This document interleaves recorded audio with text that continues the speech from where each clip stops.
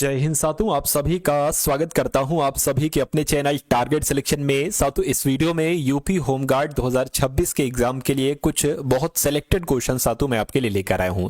यानी कि वो क्वेश्चंस होंगे साथियों जो जीके के इंपॉर्टेंट क्वेश्चंस कहलाए जाते हैं और जो अक्सर आपकी कई सारी परीक्षाओं में पूछे जाते हैं यूपी की।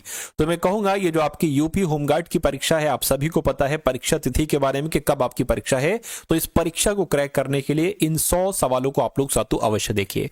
और अगर आप चैनल पर नए हैं तो चैनल को भी सब्सक्राइब कर लीजिए डेली ऐसी ही वीडियो पाने के लिए। तो क्वेश्चन नंबर 101 से स्टार्ट करेंगे, क्वेश्चन नंबर 200 तक हम लोग जाएंगे। एक बार चेक कीजिएगा कि इसमें से कितने क्वेश्चंस आपको आते थे और कितने क्वेश्चंस नहीं आते थे। जिनके आंसर आपको नहीं पता है उनके आंसर आप लोग तैयार कर लीजिएगा, क्योंकि परीक्षा में आपको ये सवाल देखने को मिलेंगे। कह रही पानीपत की पहली लड़ाई किसके बीच लड़ी गई थी? पहले आप मुझे बताइए पहली बात कि पानीपत की लड़ाई कब हुई थी। इसका आंसर कमेंट में मुझे दीजिए। मैं आपको बताता हूं पानीपत की पहली लड़ाई बाबर और इब्राहिम लोदी के बीच लड़ी गई थी।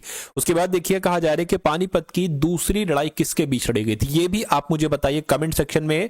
मैं आपको बताऊंगा कि पानीपत की दूसरी लड़ाई ये अकबर और हेमू के बीच लड़ी गई थी। किसके बीच साथियों? अकबर और हेमू के बीच लड़ी गई थी। ये बात आपको यहां पर साथियों याद रखना है। उसके बाद देखिए अगले नंबर का सवाल आपकी स्क्रीन पर है। आपसे कहा जा रहा है कि मद्रास के संस्थापक कौन थे? तो फ्रांसिस डे इनका नाम है और ये साथियों मद्रास के संस्थापक थे। आंसर आपका ए होगा। उसके बाद देखिए अंग्रेजों क्या लिखा हुआ है साथियों? अंग्रेजों ने फूट डालो और शासन करो ये नीति अपनाई थी। तो ये नीति साथियों कब अपनाई थी? तो ये 1858 के बाद अपनाई गई थी। ये नीति अंग्रेजों ने जो नीति अपनाई थी फूट डालो और शासन करो की। इंग्लैंड में गृह युद्ध कितने वर्षों तक चला था? तो साथियों 7 ईयर्स तक चला था इंग्लैंड में गृह युद्ध। उसके बाद देखिए कह रहे कि आर भारत में कहां से आए थे? तो आर भारत में साथियों मैं कह सकता हूं कहां से आए थे? केंद्रीय एशिया से आए थे। तो केंद्रीय एशिया यहां पर होना चाहिए, है ना। सेंट्रल एशिया से आए थे, केंद्रीय एशिया से आए थे। उसके बाद देखिए किस अवधि में रामायण एवं महाभारत की रचना हुई थी? तो किस अवधि में हुई थी? सिंधु घाटी अवधि में नहीं, द्रविड़ अवधि में नहीं, आर अवधि में हुई थी। साथ तो आपको ध्यान रखना है आर अवधि में ही रामायण और महाभारत की रचना हुई थी। अगर आपको जानकारी है तो एक बार मुझे बताइएगा महाभारत और रामायण की रचना किसने किसने की थी। गुप्त समाज की स्थापना साथियों किसने की थी? तो गुप्त समाज की स्थापना की अगर बात करें, वैसे तो साथियों श्रीगुप्त का भी नाम आता है लेकिन यहां पर नहीं है, तो मैं कहूंगा चंद्रगुप्त आपके सवाल का जवाब हो जाएगा। उसके बाद देखिए अगला सवाल, विधवा पुनर्विवाह कानून कब बना? तो विधवा पुनर्विवाह कानून कब बना? मैं कहूंगा 1856 में विधवा पुनर्विवाह कानून बना था। बंगाल को मुगल साम्राज्य से पृथक कर स्वतंत्र किया था किसने साथियों ये काम किया था? ये काम मुर्शिद कुली खान ने किया था। बंगाल को मुगल साम्राज्य से करके स्वतंत्र किया था मुर्शिद कुली खान ने। उसके बाद देखिए तराइन का प्रथम युद्ध ये 1191 में हुआ था। ये किन के मध्य लड़ा गया युद्ध था? तो ये मोहम्मद गौरी और भीम के बीच लड़ा गया युद्ध था। नहीं साथियों, मोहम्मद गौरी और पृथ्वीराज तृतीय के बीच लड़ा गया युद्ध था। आंसर आपका जो जाएगा वो ऑप्शन नंबर बी होगा। उसके बाद देखिए आपसे कहा जा रहा है कि वह शासक जिसने एक सच्चे जैन मुनि की तरह उपवास के द्वारा शरीर त्याग दिया था, तो उनका नाम क्या था? उनका नाम साथियों चंद्रगुप्त मौर्य था। चंद्रगुप्त मौर्य आपके इस क्वेश्चन का बिल्कुल सही जवाब होगा। हड़प्पा सभ्यता की खोज साथियों किसने की थी मुझे बताइए? तो मैं कह सकता हूं दयाराम साहनी की अगर बात करें तो दयाराम साहनी के द्वारा ही हड़प्पा सभ्यता की खोज की गई थी। आंसर आपका बी है, तो बिल्कुल करेक्ट है। करके प्रथम विश्व युद्ध के दौरान भारत में लोकप्रिय होने वाला आंदोलन कौन सा था? तो उस आंदोलन का नाम था साथियों होम रूल आंदोलन और ये आंदोलन प्रथम विश्व युद्ध के दौरान भारत में लोकप्रिय हुआ था। उसके बाद देखिए आपसे पूछा जा रहा है साथियों कि खोजा गया सबसे पहला पुराना शहर कौन? यानी कि भारत लिखा होगा क्योंकि यहां पर इंडिया लिखा है, मतलब भारत में खोजा गया पहला पुराना शहर कौन सा था? तो मैं कहूंगा हड़प्पा शहर था। हड़प्पा शहर आपके सवाल का राइट आंसर होगा। अगला सवाल आपकी स्क्रीन पर है। आपसे कहा जा रहा है कि सिंधु घाटी के लोग विश्वास करते थे तो मातृशक्ति में, कर्मकांड में, आत्मा में। मैं कहूंगा मातृशक्ति में साथियों सिंधु घाटी के लोग विश्वास करते थे। आर शब्द का शाब्दिक अर्थ क्या है? तो इसका मतलब होता है साथियों कुलीन, यानी कि नोबल, यानी कि बेस्ट, ये जिसको हम श्रेष्ठ कह सकते हैं। तो कुल मिला के आपका जवाब बी होगा। उसके बाद देखिए निम्नलिखित में से किस फसल का ज्ञान वैदिक काल के लोगों को नहीं था? तो किस फसल की बात चल रही? देखिए चावल का ज्ञान था, गेहूं का ज्ञान था। मैं कहूंगा तंबाकू का ज्ञान नहीं था, तंबाकू ज्ञान नहीं था, तो यही आपका जवाब होगा। उसके बाद देखिए करके ब्रिटिश सरकार ने बंगाल विभाजन को ब्रिटिश सरकार ने बंगाल विभाजन को प्रतिसरहत किया किस वर्ष में किया? तो ये 1919 में किया। 1919 आपके सवाल का बिल्कुल सही जवाब होगा। कह रहे जलियांवाला बाग हत्याकांड की दुर्घटना किस सन में हुई थी? तो ये घटना साथी 1919 में घटित हुई थी। आंसर की अगर बात करें आपका, अगर ऑप्शन नंबर बी है तो बिल्कुल करेक्ट है। उसके बाद देखिए 1911 तक बिहार निम्नलिखित में से किसके अंतर्गत था? तो 1911 में साथियों बिहार की अगर बात करें तो ये बंगाल महाप्रांत के अधीन था। आंसर आपका जो जाना चाहिए वो ऑप्शन नंबर ए के साथ जाएगा। उसके बाद देखिए अलीगढ़ मुस्लिम विश्वविद्यालय के संस्थापक कौन थे? तो मौलाना आजाद, सर सैयद अहमद, मोहम्मद अली जिन्ना या डॉक्टर जाकिर हुसैन। आपको यहां पर याद रखना है कि सर सैयद अहमद ये अलीगढ़ मुस्लिम विश्वविद्यालय के संस्थापक थे। अगला क्वेश्चन देखिए चौरी चौरा कांड की अगर बात करें तो ये किससे संबंधित है? असहयोग आंदोलन से, सविनय अवज्ञा आंदोलन से, स्वदेशी आंदोलन से, जलियांवाला बाग हत्याकांड से? तो मैं कहूंगा इसका संबंध असहयोग आंदोलन से है, चौरी चौरा कांड का। ठीक है ना, आंसर आपका ए है तो बिल्कुल सही है। यानी कि चिंपैंजी में कितने गुणसूत्र पाए जाते हैं, मनुष्य में कितने गुणसूत्र पाए जाते हैं, एक बार कमेंट में मुझे बताइए। और अगर बात करते हैं चिंपैंजी की, तो चिंपैंजी में तो भाई साहब 48 गुणसूत्र पाए जाते हैं, 48 क्रोमोसोम्स पाए जाते हैं। आंसर आपका ऑप्शन नंबर ए होगा। यानी कि अंगामी जनजाति साथियों कहां रहती है? तो अंगामी जनजाति की अगर बात करें तो ये बिहार में, उत्तराखंड में, नागालैंड में, हिमाचल प्रदेश में, ये नागालैंड में साथियों रहती है। कौन सी जनजाति? अंगामी जनजाति। अगला क्वेश्चन देखिए भारत के पहले परमाणु स्टेशन की स्थापना कब की गई थी? फटाफट बताइए।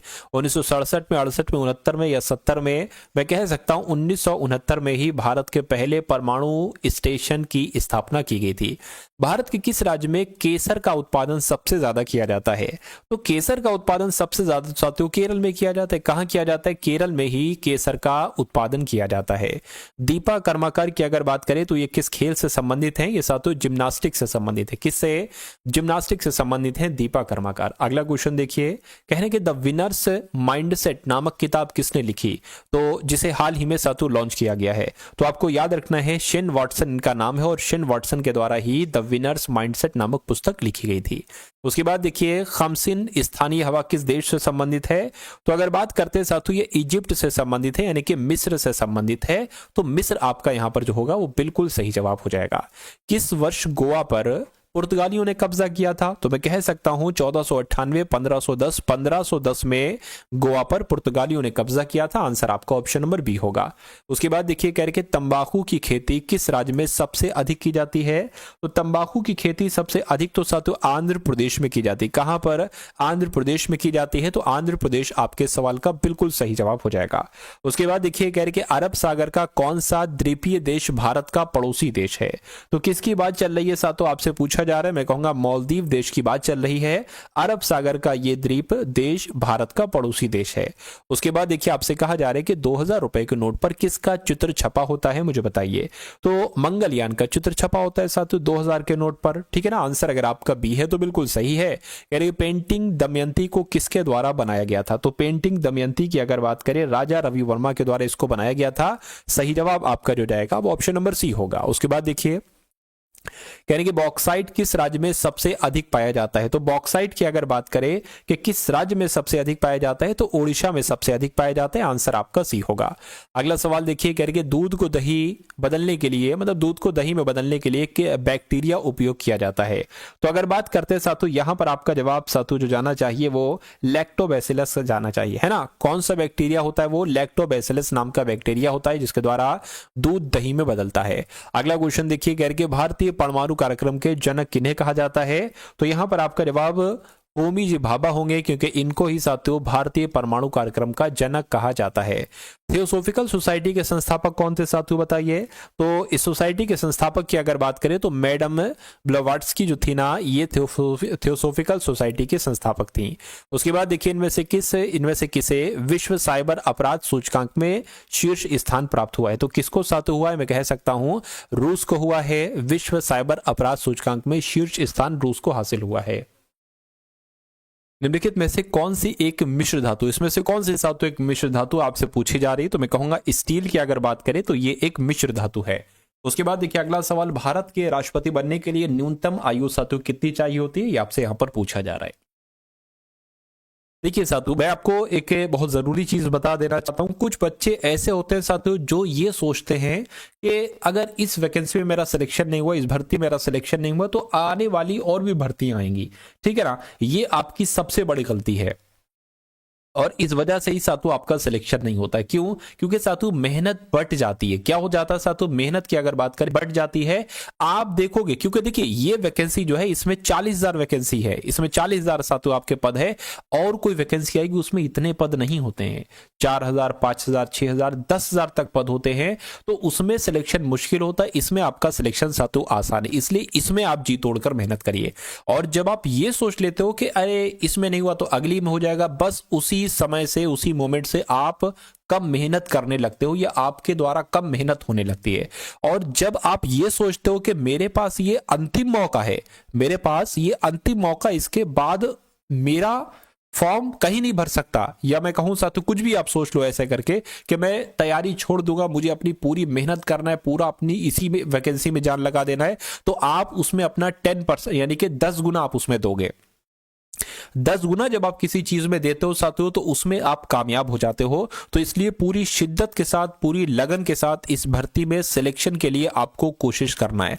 आपको रोज सुबह उठना है और अपने आप से वादा करना है कि आज का दिन ये पिछले दिन से साथियों बेहतर होगा। और ये डेली आपको सोचना होगा जब आपका सिलेक्शन हो पाएगा, क्योंकि जिनके सिलेक्शन हुए हैं उनका यही माइंडसेट रहा है। ठीक है ना, तो इसलिए साथियों आप अच्छे से मेहनत करिए। जितनी चीजें मैं आपको दे रहा हूं, जितनी चीजें मैं करवा रहा हूं, समय समय पर साथियों उनका आप लोग रिवीजन करता रहा करिए।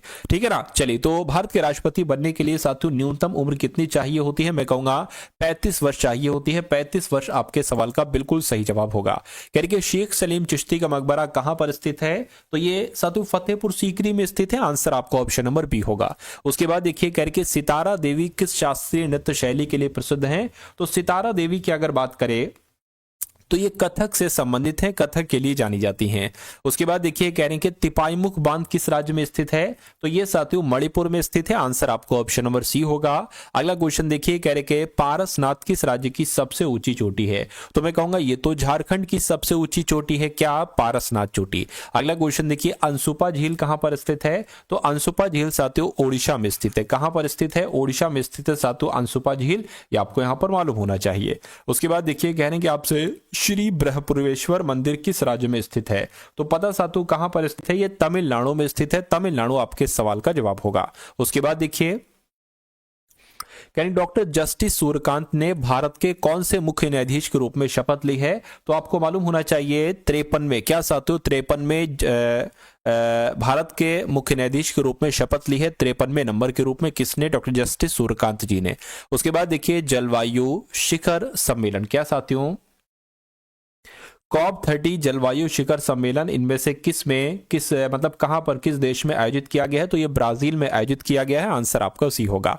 अगला क्वेश्चन देखिए, कह रहे कि किसे हरियाणा राज्य महिला आयोग का ब्रांड एम्बेसडर नियुक्त किया गया है? तो इनका नाम सातु शेफाली वर्मा है और शेफाली वर्मा को हरियाणा राज्य महिला आयोग का ब्रांड एम्बेसडर नियुक्त किया गया है।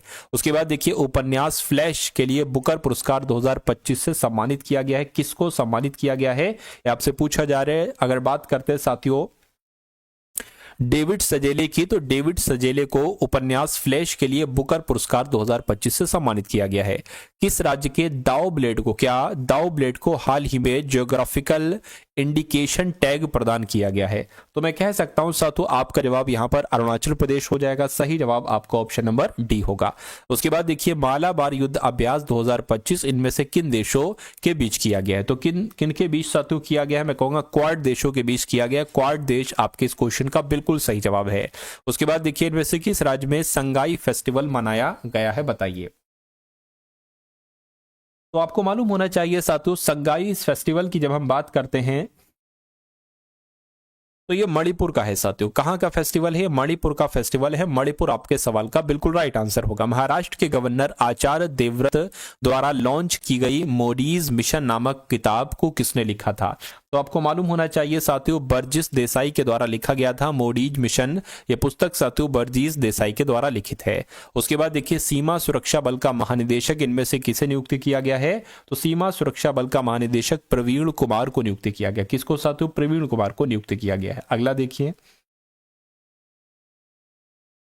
अगला क्वेश्चन सातों आपकी स्क्रीन पर है। आपसे कहा जा रहा है सितारा देवी की सातों जब हम यहाँ पर बात करते हैं तो सितारा देवी किस शास्त्रीय नृत्य शैली के लिए प्रसिद्ध है, ये आपको यहाँ पर कुल मिला के सातों बताना है। तो क्या हो सकता है सातों, इस सवाल का जवाब आप लोग मुझे बता दीजिए। चलिए, तो ये साथियों कथक से संबंधित है, सितारा देवी, आंसर आपका सी होगा। उसके बाद देखिए तिपाईमुख बांध किस राज्य में स्थित है, तो ये साथियों मणिपुर में स्थित है, आंसर आपका सी होगा। उसके बाद देखिए पारसनाथ किस राज्य का सबसे ऊंची चोटी है, फटाफट आप लोग बताइए।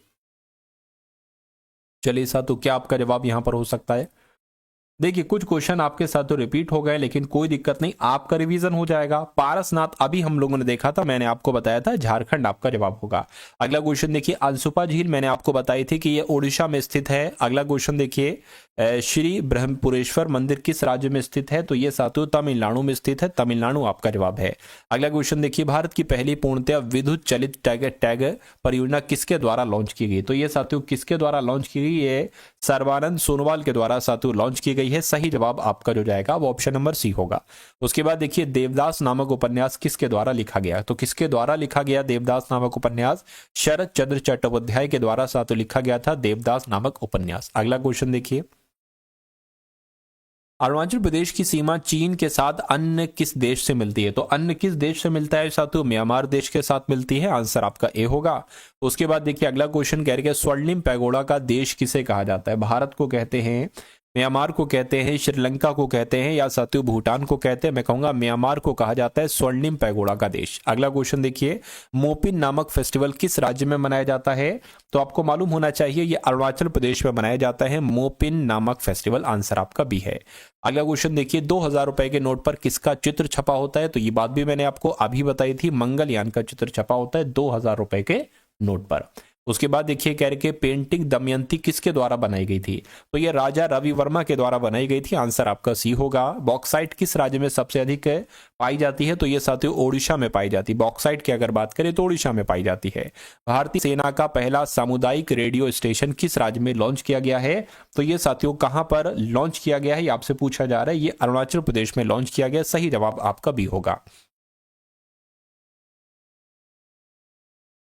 भारतीय परमाणु कार्यक्रम के जनक किसे कहा जाता है, तो यहां पर भी आपको मालूम होना चाहिए होमी जे भाभा की अगर बात करें, इनको भारतीय परमाणु कार्यक्रम का जनक कहा जाता है, और क्वेश्चन भी बहुत इंपॉर्टेंट है।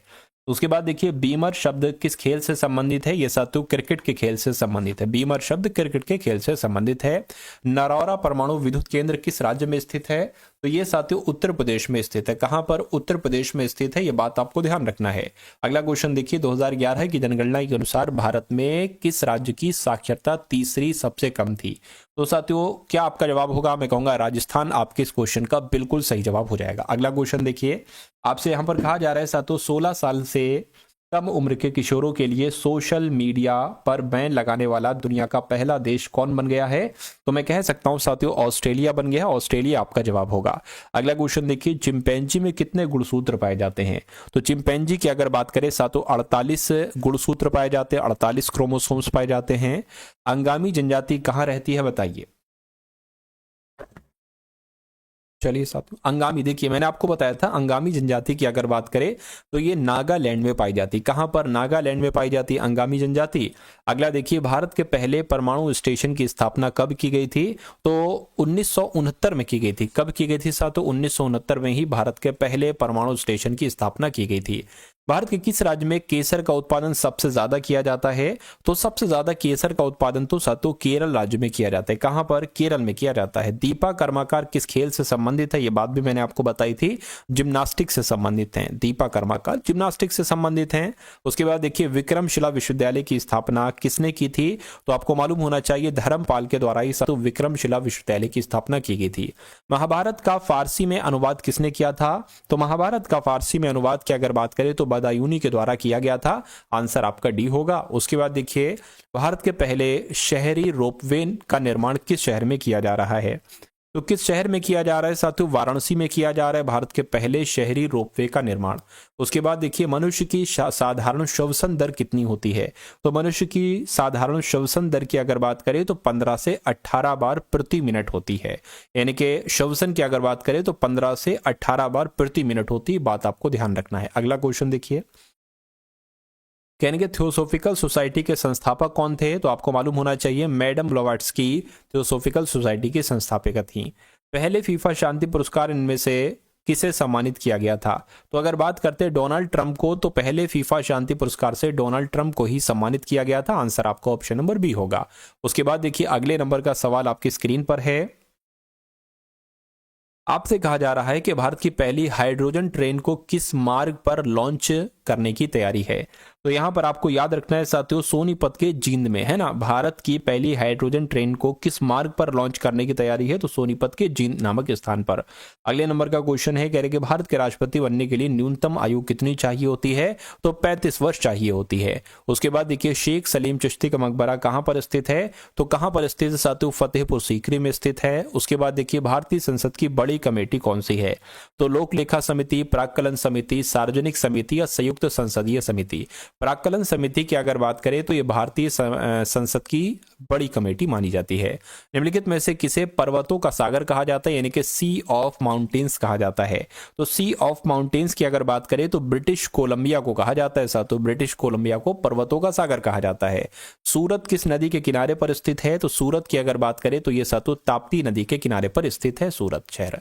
अगला क्वेश्चन देखिए, जलवायु परिवर्तन के कारण अपने सभी ग्लेशियरों को खोने वाला पहला देश कौन बन गया है? तो कौन सा बन गया है साथियों? वेनेजुएला बन गया है। वेनेजुएला आपका जवाब हो जाएगा। उसके बाद देखिए भारत के भौगोलिक मानचित्र कौन तैयार करता है? तो भारत का भौगोलिक मानचित्र की अगर बात करें तो ये भारतीय सर्वेक्षण के द्वारा साथियों तैयार किया जाता है, ठीक है ना। उसके बाद देखिए द विनर्स माइंडसेट नामक किताब किसने लिखी? तो इस पुस्तक को मैंने आपको बताया था शेन वॉटसन के द्वारा साथियों ये लिखित है, विनर्स माइंडसेट नामक पुस्तक। कमसिन स्थानीय हवा किस देश से संबंधित है? तो ये साथियों मिस्र में है ना। मिस्र में चलती है हवा, इजिप्ट में चलती है। उसके बाद देखिए किस वर्ष गोवा पर पुर्तगाल ने कब्जा किया था? तो किस वर्ष की बात चल रही है साथियों? 1510 में गोवा पर पुर्तगालों ने कब्जा किया था। अगला सवाल आपकी स्क्रीन पर है और ये सवाल मैं आपको कमेंट के लिए देता हूं, यानी कि कमेंट सेक्शन में आपको इस सवाल का जवाब बताने कि तंबाकू की खेती किस राज्य में सबसे अधिक की जाती है? हरियाणा में, असम में, आंध्र प्रदेश में, ओडिशा में? ये सवाल मैं आपको करवा चुका हूं, इसलिए आपसे साथियों मैं पूछ रहा हूं, ठीक है ना। चलिए देखिए अब मैं आपको साथियों कुछ चीजें बता देना चाहता हूं, जैसे कि अगर एक ये भी क्वेश्चन है, चलिए कोई नहीं, इसको मैं नेक्स्ट क्लास में कराऊंगा, ठीक है ना, आगे वाले क्वेश्चन को। देखिए आपकी अगर बात करते हैं, जो परीक्षा आपकी है यूपी होमगार्ड, है ना, यूपी होमगार्ड 2026 की आपकी जो परीक्षा है, इस परीक्षा के बारे में अगर मैं आपको बताऊं, इसमें साथियों क्या आएगी? देखिए इसमें आपकी इतिहास आएगी, है ना। इतिहास से संबंधित जो क्वेश्चन है, प्राचीन इतिहास है, मध्य इतिहास है, मध्यकालीन इतिहास है, आधुनिक इतिहास है। उसके अलावा साथियों भारतीय भूगोल आएगा और विश्व का भी भूगोल आएगा। और साथियों संविधान की अगर बात करें, संविधान के क्वेश्चन आएंगे, राज्य व्यवस्था के क्वेश्चन आएंगे। उसके अलावा साथियों अर्थव्यवस्था यानी कि अर्थशास्त्र के भी साथियों इसमें क्वेश्चन आएंगे। और उसके अलावा साथियों विज्ञान के क्वेश्चन आएंगे, ठीक है ना। और अगर बात करते हैं साथियों करंट अफेयर के भी क्वेश्चन आएंगे। किसके? करंट अफेयर्स के भी साथियों क्वेश्चंस आएंगे। देखिए आपके टोटल कितने क्वेश्चंस आएंगे? 100 क्वेश्चंस आएंगे। 1 2 3 4 5 6। तो अगर बात करते हैं, मान लेते हैं अगर हर सब्जेक्ट के 15 से 17 क्वेश्चन आए तो लगभग 100 हो जाएंगे। तो आप साथियों इन सारी चीजों में से सब पर ध्यान दीजिए। माना अर्थशास्त्र से थोड़े कम क्वेश्चन आते हैं, संविधान से इसमें ज्यादा क्वेश्चन आएंगे, 20 से 22 25 क्वेश्चन तक साथियों जा सकते हैं संविधान से। और करंट अफेयर से भी लगभग 15 से 20 क्वेश्चन तक आप लोग मान सकते हैं। ये तो आप सबसे ज्यादा फोकस जो करेंगे संविधान पर और करंट अफेयर पर करेंगे, ठीक है ना। बाकी तो सारी चीजें इंपॉर्टेंट होती हैं। तो मैं आपको साथियों इन सारे विषयों का डेली अगर 100 से 200 क्वेश्चन, क्योंकि किसी दिन मेरे जरिए से मुझे समय मिल जाता है तो 2 क्लास बना देता हूं 100 क्वेश्चन की, और किसी दिन 1 क्लास साथियों बना पाता हूं। तो मेरा मानना है अगर आप डेली 200 क्वेश्चन देखेंगे तो 1 महीना भी अगर आपने पढ़ाई कर ली तो कितने हो जाएंगे? 6000 क्वेश्चन हो जाएंगे। तो मुझे बताइए 6000 क्वेश्चन में से क्या आपके 70 क्वेश्चन नहीं फंसेंगे, 75 क्वेश्चन नहीं फंसेंगे? ये तो 30 दिन की बात मैं आपको बता रहा हूं। और अगर आपने 2 महीना तक यानी कि परीक्षा जब तक है, जब तक आपने तैयारी कर ली, तो मेरा मानना है कि बहुत आराम से 80 से 85 क्वेश्चन आप कर ले जाओगे 100 में से। और अगर 80-85 प्रश्न आप सही करके आ गए तो मेरा मानना है 100% आपका सिलेक्शन हो जाएगा। फिर कोई आपका सिलेक्शन साथियों नहीं रोक सकता। इतने क्वेश्चन पर, क्योंकि वैकेंसी अच्छी खासी है। पिछले अगर बात करते हैं जिनका यूपी पुलिस में 75-72% स्कोर था, उनका सिलेक्शन हो गया था आराम से। तो ये तो साथों 80 क्वेश्चन आप करोगे, इसमें बहुत आराम से हो जाना चाहिए, ठीक है ना। तो ये सारी चीजें साथों मैं आपको बताता रहता हूँ डिटेल से। और मैं आपको ये भी बताता हूँ कि एक टेलीग्राम ग्रुप है, टेलीग्राम में जाकर सर्च कर लीजिए टारगेट सिलेक्शन और उसको ज्वाइन कर लीजिए। वहां पर फ्री पीडीएफ वगैरह आपको दी जाती रहती है। और एक व्हाट्सएप ग्रुप है, उसको भी ज्वाइन कर लीजिए। ये सारी क्लासेस के लिंक वहां पर मैं डालता रहता हूं।